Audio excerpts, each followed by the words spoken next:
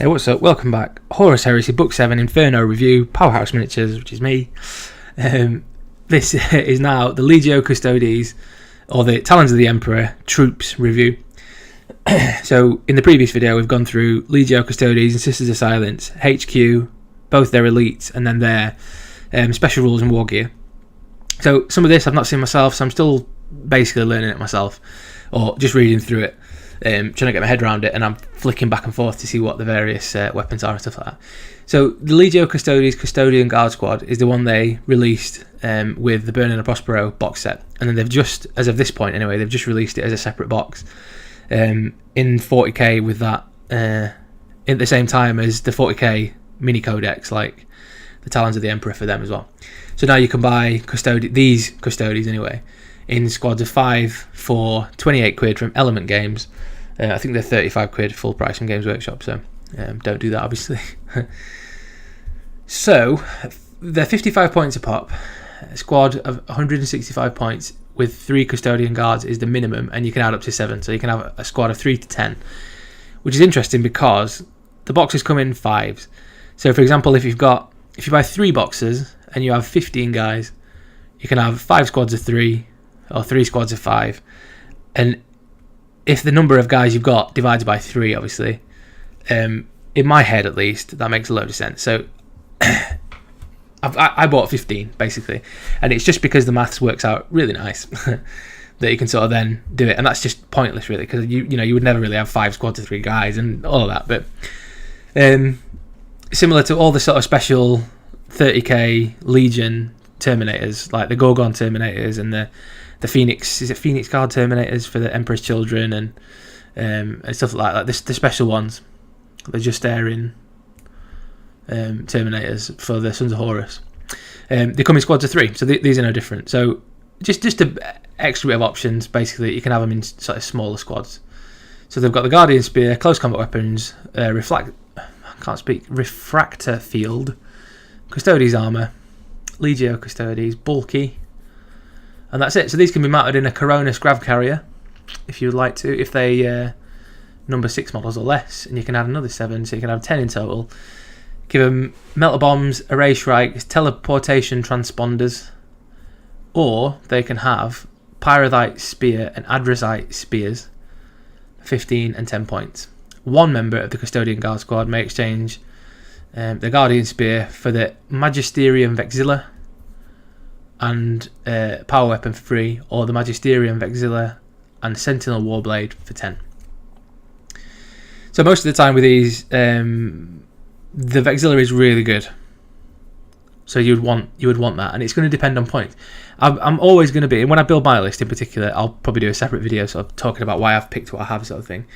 But a lot of it, I'm going to try and keep the points right down just to see. Do you know what I mean? Like as an example, just to see what's what, because some of that stuff, like the Vexilla, for example, the Vexilla a Mastercrafted power weapon for 3, then yeah, that's fine, and you would definitely do that. The Sentinel Warblade at plus 10 isn't too bad, but to have the Vexilla is fine. But to give each one of them pyrothite spear, for example, would rack up the points right quick. Interestingly as well, there's obviously you can buy a shield captain separate, or there's Ixion Hale or Constantine Valdor, obviously.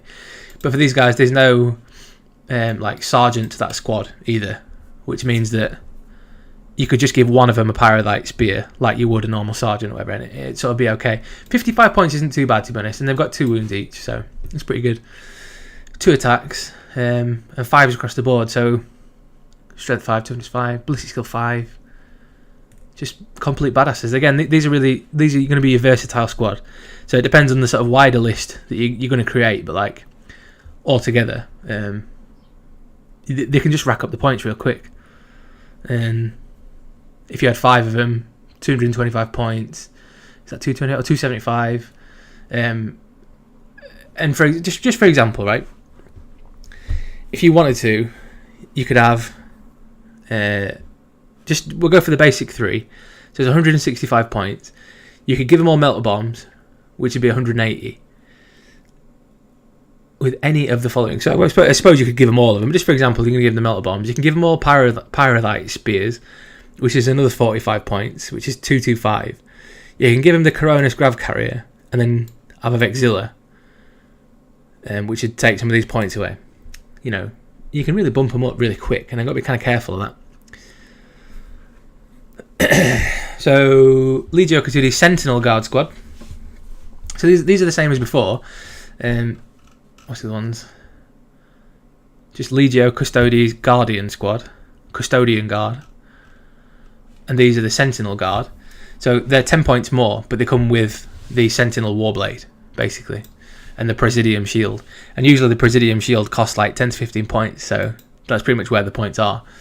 But yeah, that's pretty much it. So they can got the Shield Barricade special rule, which is fucking cool.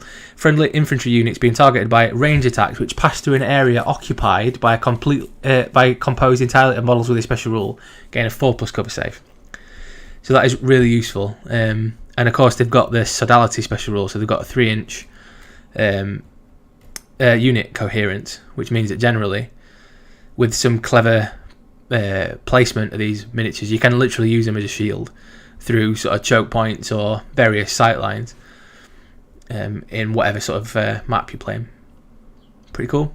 So again, these can take the Coronis Grav Carrier if they're number 6 or less. So you can have up to 10 for 65 points each, and you can give more of the same stuff. They can. Okay, so this is different from the Custodian Guard Squad. So they can replace their Sentinel Warblade with a Solarite Power Gauntlet or a Power Talon. Now the Power Gauntlet's a Power Fist, obviously, and the Power Talon's a Lightning Claw, pretty much. And one member of the Sentinel Guard Squad may exchange their Presidium Shield for a Magisterium Vexilla. So generally, they don't want you to have the Magisterium Vexilla and a Presidium Shield. That seems to be quite common. So you would, if you exchange the Presidium Shield for the Magisterium Vexilla, you would be left with a Sentinel Blade and everything else. So that's fine. Pretty cool. So again, 10 points extra, but like I said, you get the Shield Barricade, which is useful. And then with the Sodality special rule, obviously that's going to come into play. And then also you get the Presidium Shield, which is a 4 rerollable invuln. Super useful. So Sisters of Silence, Prosecutor Cada. Let's have a look. 65 points, 5 dudes, 10 points each, which means that the Mistress costs 25 and not 10.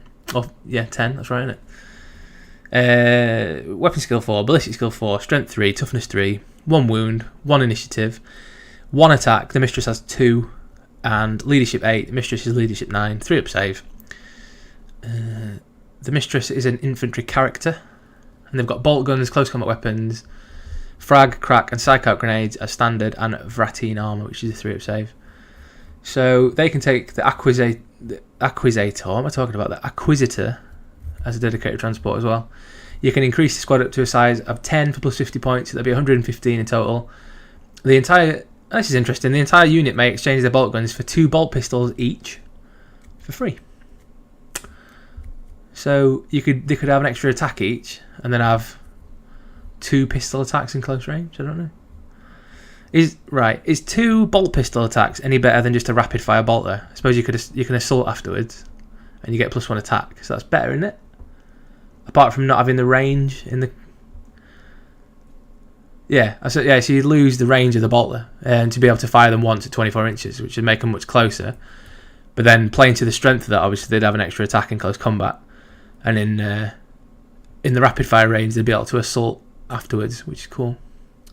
That's interesting. I didn't know you could have them. Anyway, one model may be equipped with a Nuncio Vox for +10, which is always useful. Breaching Charge for 10, and the Mistress can have a power weapon for 10, hand flamer for 5, needle pistol for 5, plasma pistol for 15, and a Shana Ball saber for 5. So you might put something extra on there. And again, it depends what you're using them for. If they're going to put them in the dedicated transport, it'd be interesting to give more bolt pistols, and maybe a hand flamer on the Mistress, and just make them close combat oriented. Otherwise, their strength and toughness 3. I'm not really sure. They're just going to be your cheap troops. There's quite a swing with this Talons of the Emperor army. Basically, that the Custodies are like highly elite guard, and then actually the Sisters of Silence are going to be your your kind of crappy like you Imperial Guard units almost, just gonna like sort of whip them in. And like I said previously in a previous one, I'm not necessarily sure that if you had a Demon's army, for example, that you would be happy playing against an almost solo Sisters of Battle army. I don't think you'd do it in the same way as if you had like an assault army and you were playing against like Tau that weren't going to move. You probably just would be less likely to accept a game like that. You know what I mean? Right, so this is the Sisters of Silence Prosecutor Cader for 65 points, and this is the Sisters of Silence Vigilator Cader for 85 points, and these guys have got the Execution Blade and a Bolt Pistol. So same apart from that, and they've got Death Mark special rule. Their stats are the same. Yeah, all the stats are the same.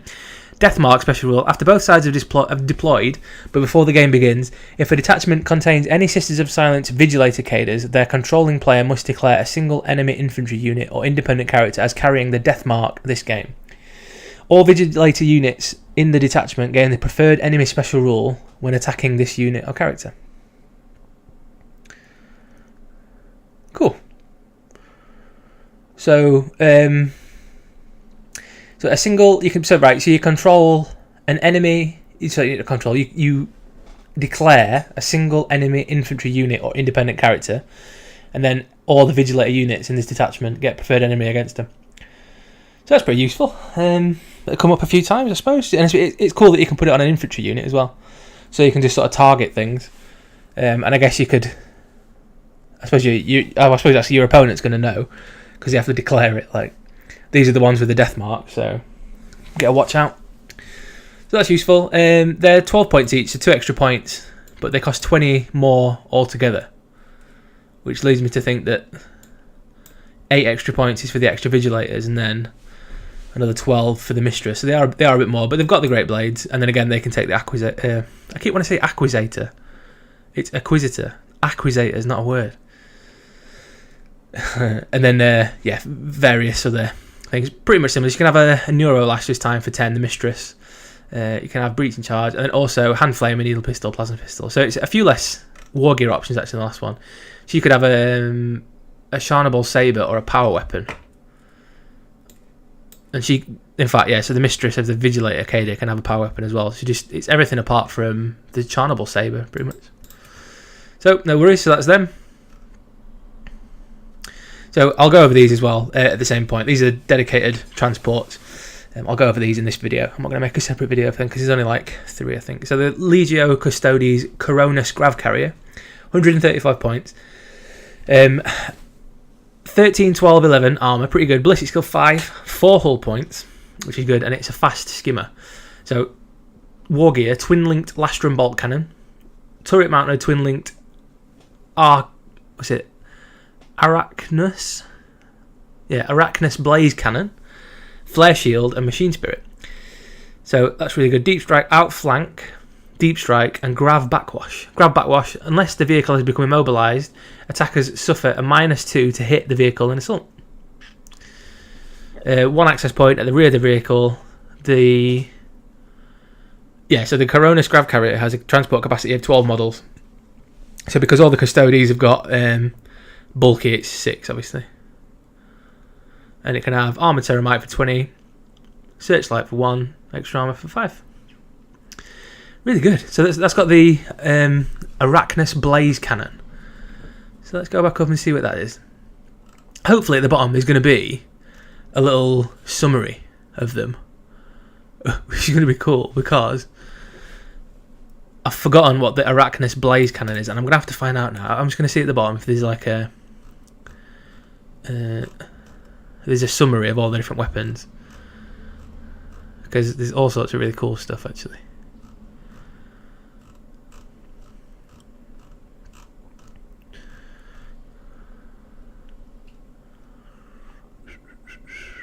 Let's have a look. Right, okay, no, there's not. Right,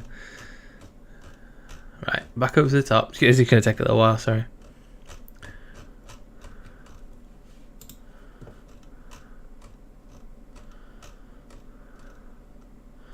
Yeah, so just remember what it's called. So this is what I want to check out. The Lastrum, so it's got a twin-linked Lastrum Bolt Cannon.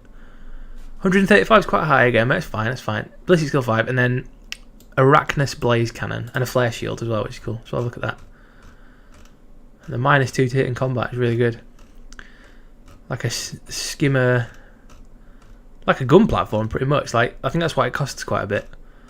But it does fit in with them being so like elite, such a small unit.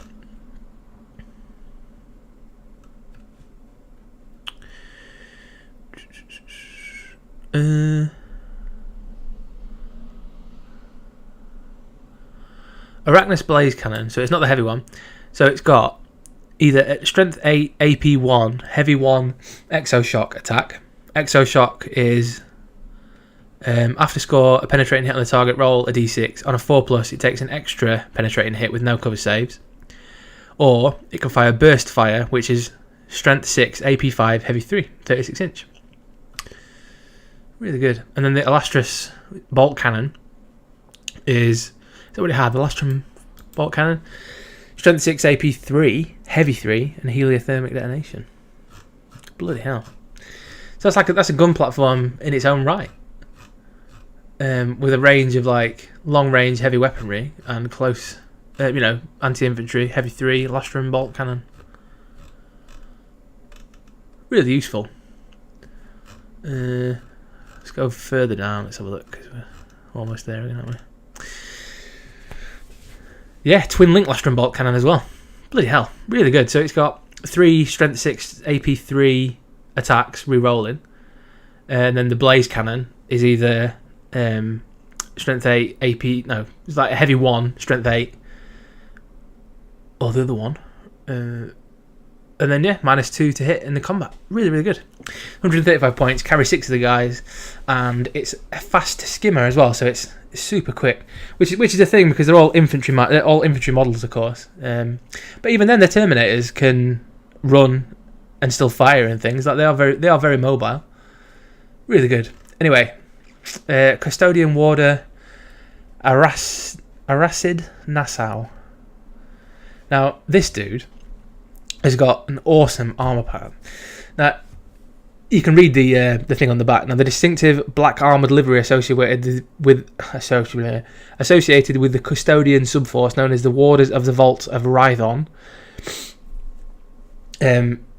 Nobody knows anything about him, which is awesome. And there is no available records until his inclusion in the Prospero Century Force. So it's like mysterious, badass with his cool like black armor. I've seen a load of people, or spoke to quite a few people, that really want to do like a little force of these guys like that. So even though the Custodians, it's all gold, basically, like you're going to be painting a lot of gold, get your airbrush out, or get your Retributor armor spray ready. I think this looks fucking badass, like black and red with the gold. So good. And again, I got super sucked in by these. I was super excited immediately to start collecting a Custodes force. So when they came out, I got 3 sets of the Custodian Guard off eBay. Like people had split up burning a Prospero, and I tried to get my hands on an Ixion Hail as well, but people were scalping on eBay and I didn't want to pay it. But there's been a few new things come out, and I'm just super excited. And some of these, I want to do at least one squad in this cool black scheme because it's fucking cool. It's badass. So just a little bit about him anyway, and again, it's really cool because you can just copy this exactly, like when you're painting your miniatures, you can just copy that exactly. And then because of the way they do the illustrations as well, you can just see where to paint the colours pretty much. Like you can see how they've done it and the way the light falls on the miniature and where to put light and dark and stuff, which is exactly what you want. So I believe there's one more dedicated transport. So there's only 2 dedicated transports, and then we'll end this video. Sisters of Silence, Charon Pattern Acquisitor, 125 points. I said Acquisitor wrong there. I was trying to say Acquisator or something stupid like that. Acquisitor, 125 points. Ballistic skill 4, front armor 12, side armor 11, rear armor 10, 4 hull points. It has a carry capacity of 12, 1 front access hatch. It has 2 twin-linked missile launchers, which is pretty cool. So 2 twin-link missile launchers, that's with frag and crack grenades, which is cool. So you get 2 shots, and again, You can get the blast or the single shot, and the Psychop missiles as well, which is useful. Helion pattern heavy cannon array, Spectra distort field, searchlight smoke launcher. So it can be given extra armor, armored ceramite for 20. The Charon pattern acquisitor may exchange its Helion pattern heavy array for a twin linked multimeller for free. That's fucking cool as well. Excuse me for swearing as well, I don't mean to, but yeah, right, awesome. So the battle Auspex. Thanks to its sophisticated Auspex array, the Charon Battle Acquisitor has the night vision special rule. In addition, it reduces the cover saves of enemy targets it fires on by -1.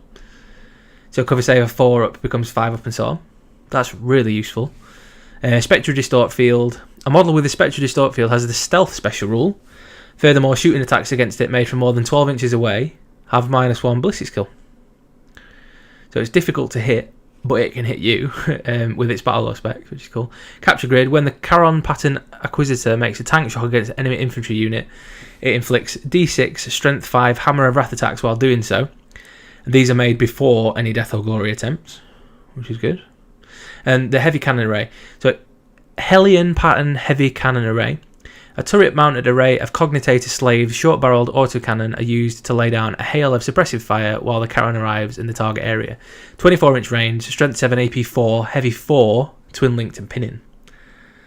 So that is fucking cool. So that thing's going to blast in. It's got a short range, but it's like an autocannon, like an accelerator autocannon, but heavy 4. It's got ballistic skill 4, which is okay. Twin-linked though, so you're pretty much going to hit 3. And pinning. So that's really good. So some of these dedicated transports, this and the Coronis Grav Carrier in particular at 135 points, and this obviously at 125, they are expensive, but they've got a lot of firepower. And so the Coronis in particular with the Illustrious bolt cannon and then its Arachnus blaze cannon thing, they've got a range of anti-infantry and anti-tank weaponry at a really decent range, and then the transport capacity as well. And in particular, the Coronis Grav tank, it's got its -2 to hit in combat. Very, very similarly, the Acquisitor, or the Acquisitor, as I keep mispronouncing, has got a range of a medium range, obviously, Helion pattern heavy cannon array, a heavy 4, but AP 4, strength 7. And then it's also got the 2 twin-linked missile launchers, so it's got a range of either, your anti-infantry, your anti-tank, the blast, or the high-strength shot. It's difficult to hit. It has a -1 ballistic skill penalty thanks to the Spectra Distort Field if you're more than 12 inches away, and it can reduce your cover save. So for the Talons of the Emperor in particular, both of the dedicated transports, they are relatively high points, especially for the Sisters of Silence. All the troops in Elite and the HQ options so far have been really low points cost with a relatively weak stat line. Actually, both dedicated transports are really high points, but independently, just as small tanks, just as small like weapons platforms, have really decent firepower, and they've also got, a range of anti-tank and anti-infantry options, and difficult to hit and stuff like that. There's the Grav backwash special rule for the Coronis that gives it +2 to hit in combat. So there's a load of different things really, but they're similar in that respect. So the dedicated transports are both really impressive, and the miniature as well. Like the Acquisitor miniature is super cool. It's like almost like a mining drill sort of a shape, like a just Google the image because there's one. I think there was an event recently where they saw it. So check them out as well because they're really cool. But that's it. So that's it so far for the Talons of the Emperor dedicated transport. In the next one, we're going to look at fast attack. So excited for that. As always, cheers for watching.